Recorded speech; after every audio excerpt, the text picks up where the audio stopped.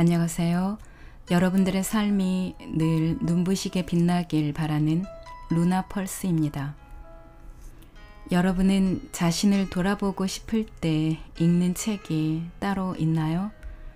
오늘은 마치 잠언서 같기도 하고 철학서이기도 한 마르쿠스 아우렐리우스의 명상록입니다. 삶의 본질적인 질문에 대한 해답이 들어있는 책이고 황제가 쓴 책이라고 볼 수 없을 만큼 겸손함도 묻어있는 책입니다. 이 책의 첫 장에서부터 지금의 자신을 만들어준 주변 사람들의 좋은 점들을 서술하고 있습니다. 마르쿠스 아우렐리우스는 서기 121년에 로마의 명문가 집안에서 태어났습니다. 본명은 마르쿠스 안니우스 베루스인데요. 부모가 일찍 사망하여 고모부 아우렐리우스 안토니누스 피우스입니다. 고모부의 양자가 되었고 그때부터 마르쿠스 아우렐리우스 안토니누스란 이름을 얻게 되었습니다. 로마의 평화라고 이야기되는 오현제의 마지막 황제였죠. 여기서 오현제는 네르바, 트라이아누스, 하드리아누스, 안토니누스 피우스, 그리고 아우렐리우스. 이 시대는 로마의 평화와 번영의 시대였습니다. 명상록은 황제 재위 기간 동안 국정을 수행하며 또 전쟁 중에 쓴 철학적 사상이 내포된 일기 형식입니다. 기본적으로는 스토아 학파의 도덕 철학과 에픽테토스의 가르침에서 나온 사상을 바탕으로 하고 있습니다. 아우렐리우스의 가장 큰 실수라고 하면요. 친아들 코모두스에게 황제의 자리를 물려준 것이라고 합니다. 온갖 잡기에 탐닉하고 문란한 생활, 또 간신들에게 정치를 맡겨서 결국 시민들에 의해 살해당하고 말죠. 그럼 지금부터 마르쿠스 아우렐리우스의 진실과 삶에 관한 명상 속으로 들어가 보시겠습니다. 제가 읽고 있는 책은 인디북에서 출간했고 유동범님께서 옮긴 책입니다. 이 책은 총 12장으로 이루어져 있고요. 오늘은 제1장 배움에 대하여, 2장 인생에 대하여를 읽어드리겠습니다. 오늘도 책과 함께 편안하고 따스한 시간 되시기 바랍니다. 제1장 배움에 대하여. 나는 할아버지 베루스로부터 애절 바른 행실과 격한 감정을 억제하는 법을 배웠다. 아버지에 대한 숱한 명성과 추억으로부터 나는 겸양과 강인한 기질을 배웠다. 나의 어머니는 남을 이해하는 넓은 도량을 가진 분이었다. 조용한 품성의 어머니는 언제나 잔인한 말과 행동을 경계하셨는데 사악한 행위뿐 아니라 그런 언행을 불러일으키는 악한 마음조차도 삼가셨다. 나는 그런 어머니로부터 부자들의 습성과는 거리가 먼 검약하는 생활 태도를 익힐 수 있었다. 나의 증조부는 내게 공립학교에 다니는 대신 훌륭한 교사를 집으로 초빙하여 배우도록 충고하셨고 아울러 올바른 교육을 위해서는 돈을 아끼지 말아야 한다고 덧붙이셨다. 나의 스승은 경기장에서 어느 한 편만을 일방적으로 응원하거나 그 일원이 되지 말라고 가르쳤다. 또한 힘든 일을 피하지 말며 헛된 욕망을 줄이고 원하는 것은 스스로 땀 흘려 성취하되 남의 일에 간섭하지 말며 남을 비방하는 소리에 귀 기울이지 말라고 가르쳤다. 디오그네투스, 여기서 디오그네투스는 마르쿠스에게 처음으로 스토아 철학을 일깨워준 철학자이자 화가입니다.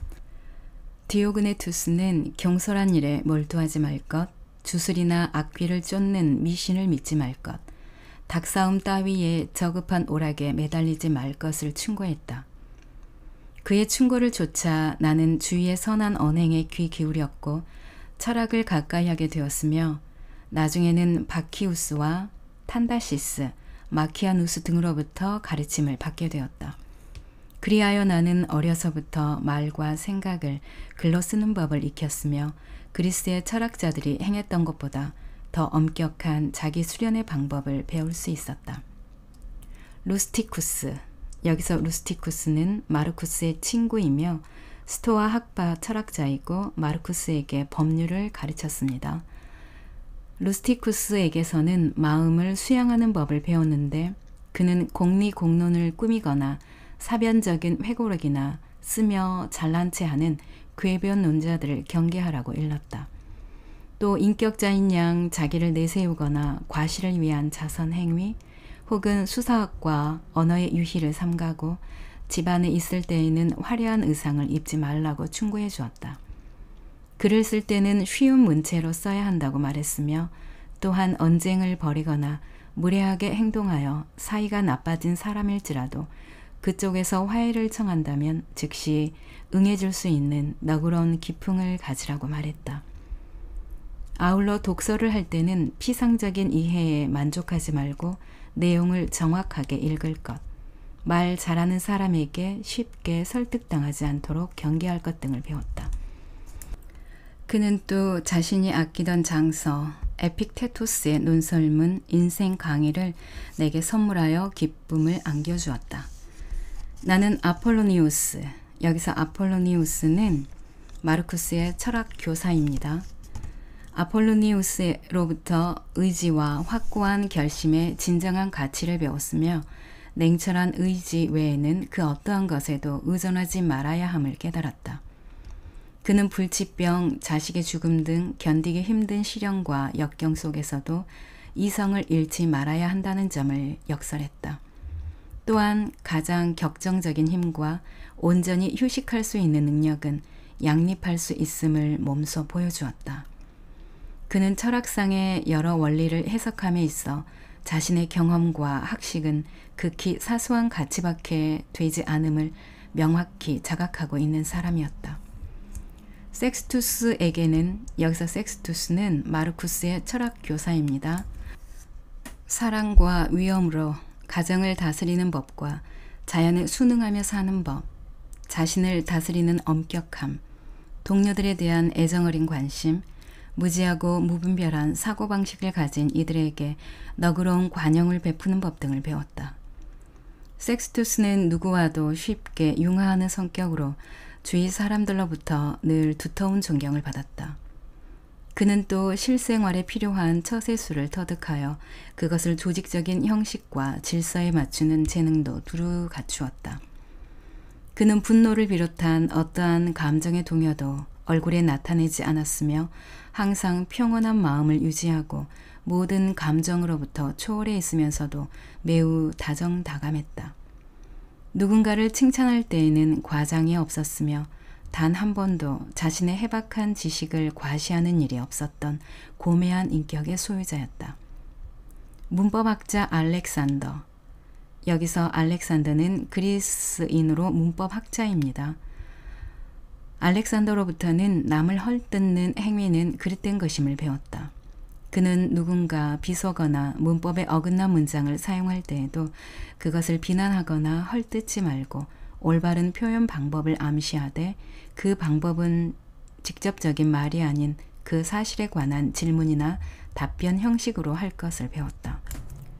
나는 프론토를 통해, 여기서 프론토는 마르쿠스의 수사학 교사입니다.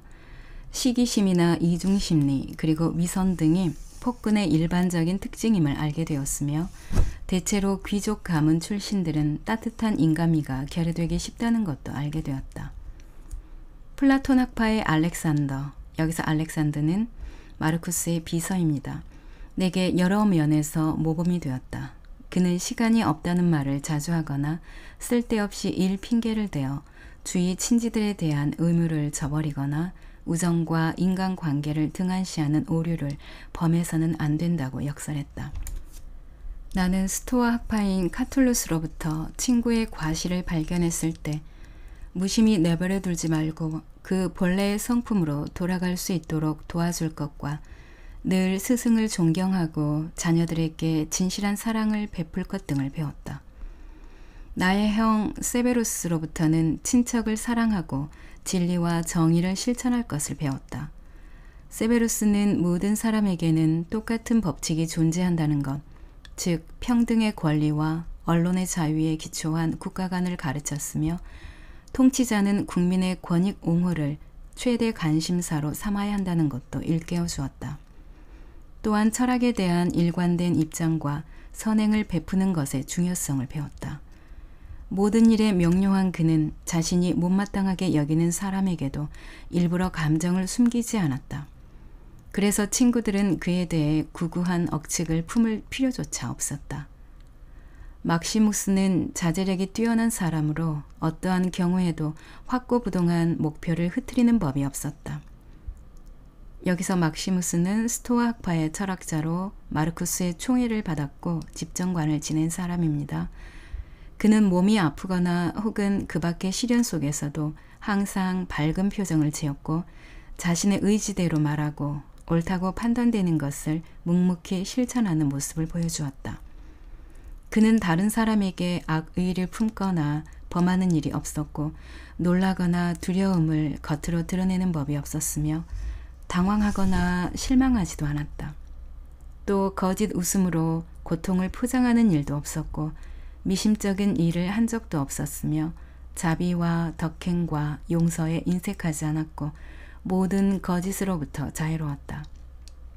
그러한 그의 품성은 그가 수양을 쌓아서라기보다는 그 자신이 정의 자체로 태어났기 때문이라고 생각될 정도였다. 온화한 성품의 아버지는 매사를 심사숙고하고 한 번 결정한 일은 단호하게 실행에 옮기는 불굴의 의지를 지닌 분이었다. 그는 노동을 사랑하고 명예 따위는 구하지 않았으며 국가의 이익을 도모하고 남자로서의 욕망을 억제하고 인내할 것을 가르쳤다. 또한 상벌을 가함에 있어 그 공과에 따라 공정할 것과 상황에 따라 준엄할 것인지 관용을 베풀어야 하는지 그 판단 기준으로 경험이 소중하다는 것을 충고해 주었다. 아버지는 단 한 번도 자신이 다른 사람보다 우월하다고 생각하지 않았다. 그는 신하들에게도 식사 때나 멀리 출타할 때 갖추어야 할 절차의 번거로움을 면제해 주었고 설사 그것을 소홀히 한다고 해도 늘 변함없이 관대했다. 아버지는 친구들과 오래 사귀고 또 그들을 보호했으며 실증을 내거나 지나치게 애정을 남발하는 일이 없었다. 여기서 아버지는 친아버지인 안니우스 베루스를 가리키는 것이 아니라 양아버지인 안토니누스 피우스 황제를 뜻합니다. 어떠한 경우에도 쾌활하게 행동하고 모든 일은 미리 살펴 사소한 일이라도 빈틈없이 처리했으며 세속적인 갈채나 아첨 따위에 흔들리지 않았다. 또한 대중연설, 법률, 윤리학 등의 탁월한 재능을 가진 인재들을 발굴하는 데 힘썼고 그들에게 각자의 분야에서 명성을 얻을 기회를 주고자 노력했다. 또한 아버지는 국가 통치에 필요한 모든 일에 주의를 기울여 좋은 관리자가 되도록 힘썼으며 정당한 행위로 인해 쏟아지는 비난에 대해서는 강인한 인내로 맞섰다. 그는 신을 맹목적으로 신봉하지 않았으며 공연한 선심을 베풀어 민중의 환심을 사지 않았고 국민들을 위하는 척하면서 농락하는 일이 없었으며 만사의 냉철함과 성실함으로 임했으므로 누구 앞에서나 당당했다. 반면 삶을 윤택하게 할 수 있는 행운이 주어지면 주저없이 그 방법들을 선택했다. 새로운 것을 얻게 되었을 때에는 어린아이처럼 천진난만하게 그 즐거움을 누렸으며 그렇지 못할 때에도 자유로움을 느꼈다. 따라서 그 누구도 그런 그를 궤변론자나 뿌리없는 이상론자라고 비난할 수 없었다. 오히려 원숙하고 완성된 인격의 소유자로서 세상의 어떤 일도 성실하게 관리할 수 있는 사람이라고 인정했다. 그는 올곧은 철학자는 존경하는 반면 위선적인 철학자들은 가차없이 비난했다. 아버지는 건강에 많은 신경을 썼지만 그렇다고 해서 남달리 오래 사는 것에 연연하지는 않았으며 외모에 대해서도 특별히 신경 쓰지 않았다. 또한 누구보다도 건강했기에 특별히 의사의 진료를 받을 필요가 없었다. 아버지에게는 비밀이 별로 없었다. 서로 있다 해도 그것은 극히 드문 일로 오직 국가의 안녕에 관한 것뿐이었다. 전시회나 관공서의 건축, 구호품 분배 따위의 행사를 주관할 때에도 항상 신중을 기했으며 그런 행사 뒤에 따르는 갈채나 영광에는 관심이 없었다. 또 정해진 시간 외에 목욕을 하는 일이 없었고 화려한 저택을 짓는 일이나 먹는 음식, 입는 옷, 심지어 시중드는 여종의 미모에 대해서도 크게 관심을 두지 않았다. 그는 어떤 일을 행하거나 구상하더라도 늘 충분한 시간을 갖고 임했기 때문에 모든 일을 견실하고 질서정연하게 처리할 수 있었다. 많은 것을 소유하지 못하면 불안해하고 많은 것을 소유하면 오만해지는 세상 사람들과 달리 소유했을 때는 적절히 이용하고 그렇지 못할 때는 절제할 줄 아는 능력을 지녔다. 이 말은 소크라테스의 기록에 있는 것으로 그에게 꼭 들어맞는다. 자신의 의지력으로 절제와 향락을 다스릴 수 있다는 것은 그만큼 그의 영혼이 건강하다는 것을 입증하는 것이리라. 이러한 인간의 모습을 나는 병석에 누운 막시무스에게도 볼 수 있었다. 나는 훌륭한 조부와 부모, 위대한 스승, 선량한 형제, 좋은 벗들을 갖게 된 것에 대해 신에게 감사한다. 이들과 반목할 수 있는 기질을 지녔음에도 내가 누구와도 평화롭게 지낼 수 있었던 것은 순전히 신의 은총을 입은 덕택이다. 또한 나는 한때 할아버지의 후처들 손에서 자랐는데 그 기간이 짧게 끝나고 별다른 어려움 없이 성장할 수 있었던 것도 역시 신의 도움이다. 더불어 감사하고 싶은 것은 하나밖에 없는 내 형제가 늘 곁에서 나를 각성시켜 주었으며 따뜻한 애정과 사랑으로 내 가슴에 온기를 불어넣어 주었다는 점이다. 내가 수사학이나 시, 기타 다른 학문에 깊이 빠져들지 않았던 것 또한 신의 은총이다. 만일 그러한 것들에 대한 연구가 쉽다고 느끼고 거기에 몰두했다면 아마 많은 시간과 정열을 허비해야 했을 것이다. 나는 내 스승들의 높고 낮음을 나이가 아닌 능력을 기준으로 정했는데 그렇게 하도록 지도해 준 것 역시 신이었다. 내가 아폴로니우스, 루스티쿠스, 막시무스 등과 사귈 수 있었던 것도 자연스러운 삶의 참된 의미를 알게 된 것도 모두가 신의 은총이다. 신의 은총과 도움이 없었더라면 나는 오늘날의 이 자연스러운 삶에 도달할 수 없었을 것이다. 또한 내가 이렇게 오래 살 수 있었던 것도 신에게 감사해야 할 일이다.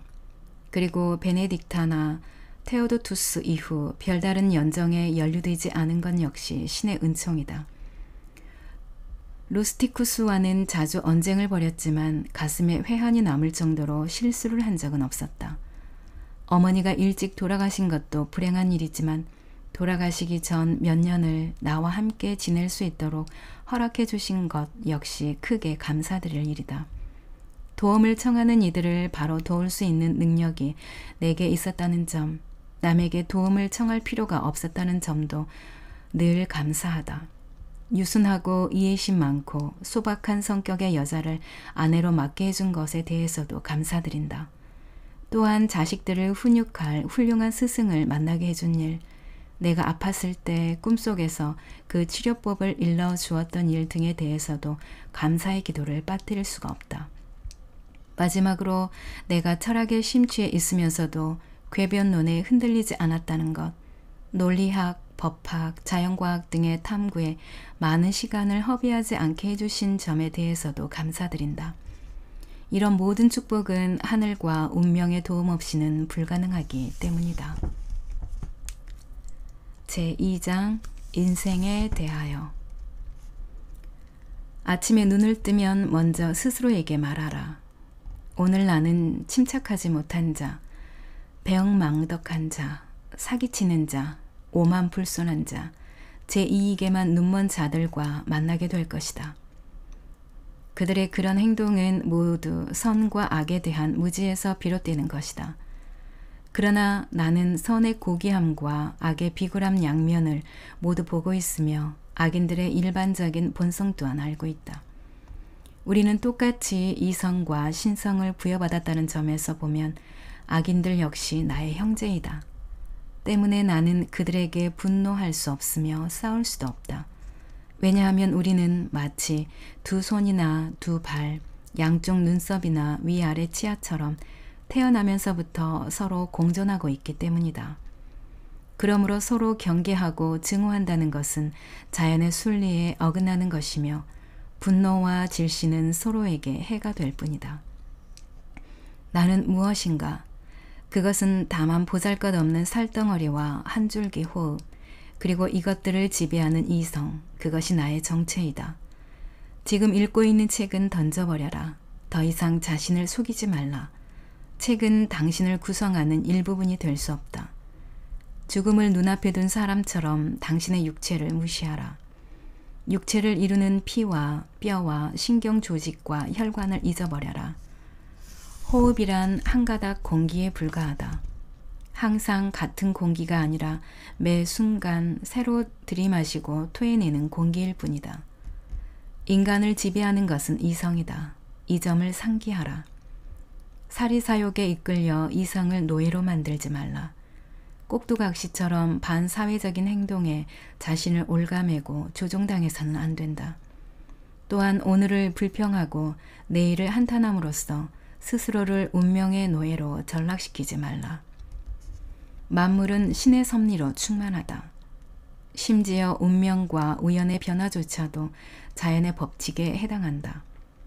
우리 주위에서 일어나는 모든 일과 사물에는 반드시 필연이 존재하며 그것은 우주의 섭리와 연계되어 있다. 당신 또한 그 우주의 일부분이다. 물론 전체의 자연이 초래하는 것, 그리고 자연을 근간으로 하는 모든 것들은 자연의 각 부분에 있어 유익한 것들이다. 우주는 갖가지 변화로 유지되며 이것은 기본 원소의 변화뿐 아니라 그 원소들이 합성되어 이루는 보다 큰 형체들의 변화도 포함한다. 이 같은 원리를 충분히 숙지하고 그것을 당신의 원칙으로 삼아라. 책에 대한 갈망을 버려라. 그리하여 비탄에 빠져 고뇌하는 일 없이 편안하게 신에 대한 감사를 느끼고 기쁘게 죽음을 맞이하라.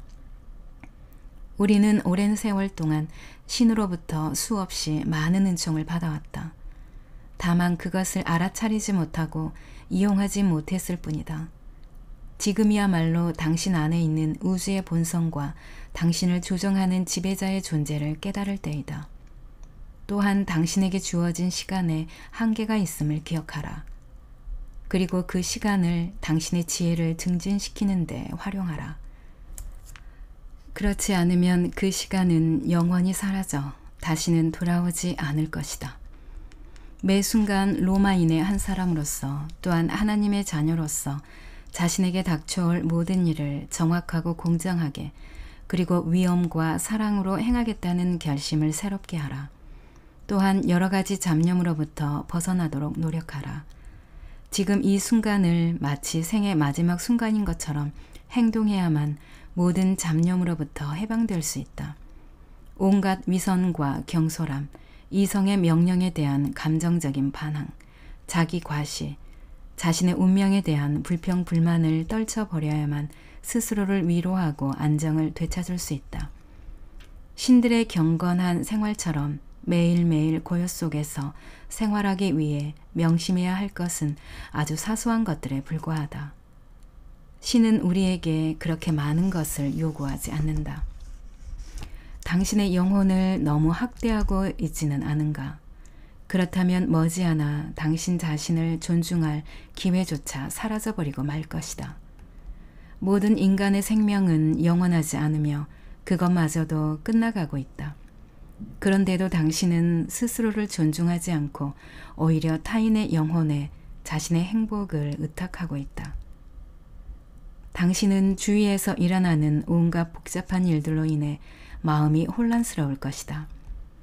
그렇다면 우선 조용한 사색의 시간을 마련하여 선에 대해 다시 한번 차근차근 생각해보고 혼란에 대한 초조감을 불식시켜라. 그리고 또 다른 오류를 대비하라.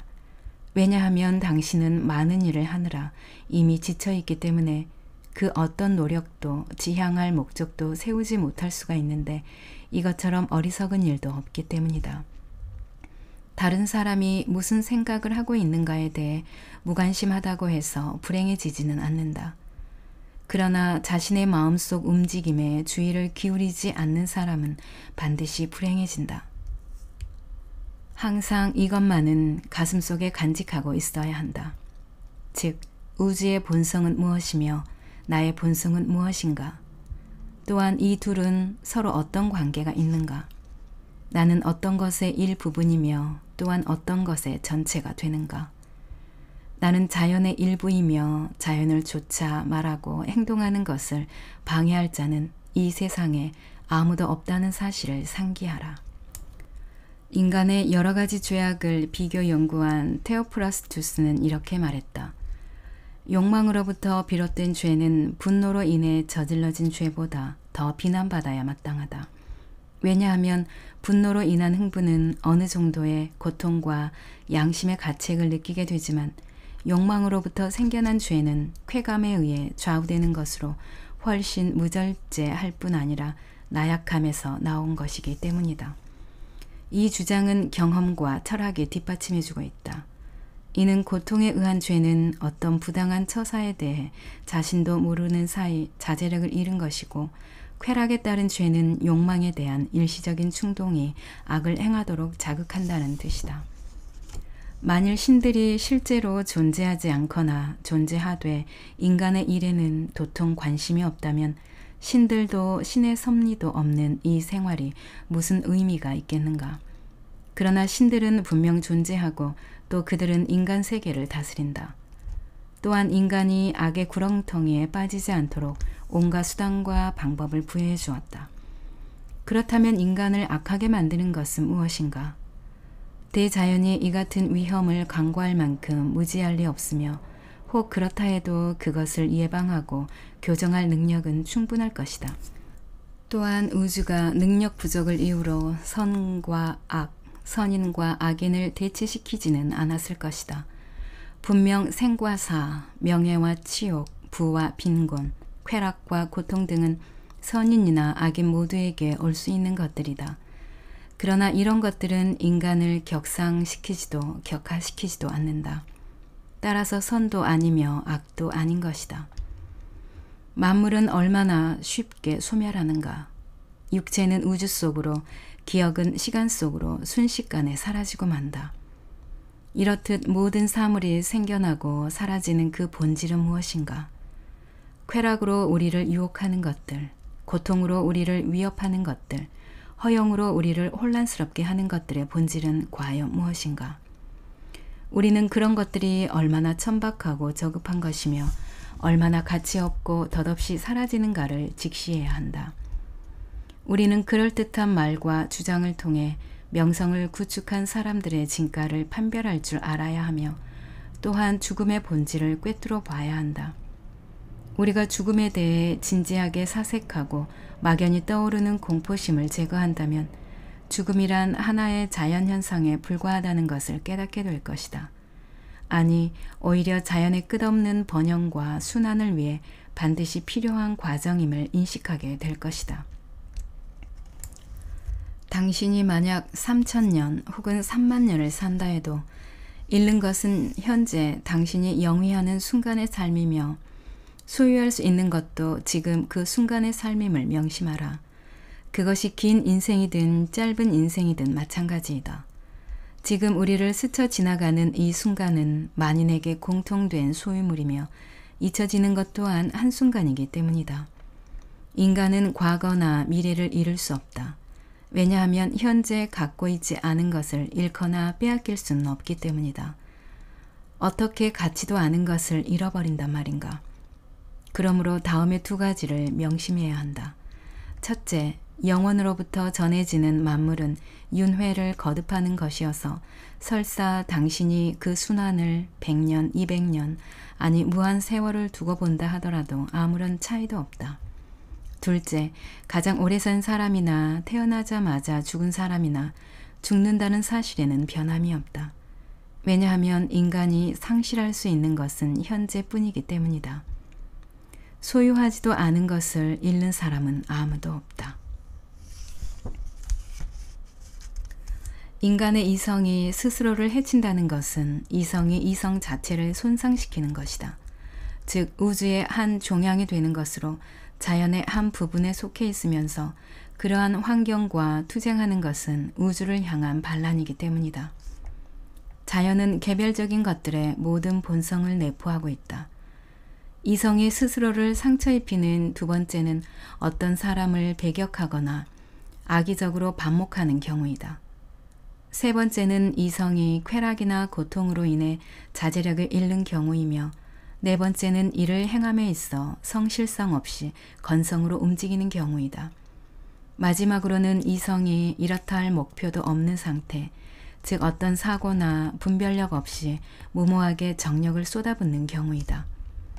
아무리 사소한 일일지라도 목표를 세우고 실천에 옮겨야 한다. 가장 합리적인 사고력을 가진 인간만이 그 목적을 가질 수 있으며 그것은 곧 정치, 법률 및 이성에 따를 때에만 가능하다.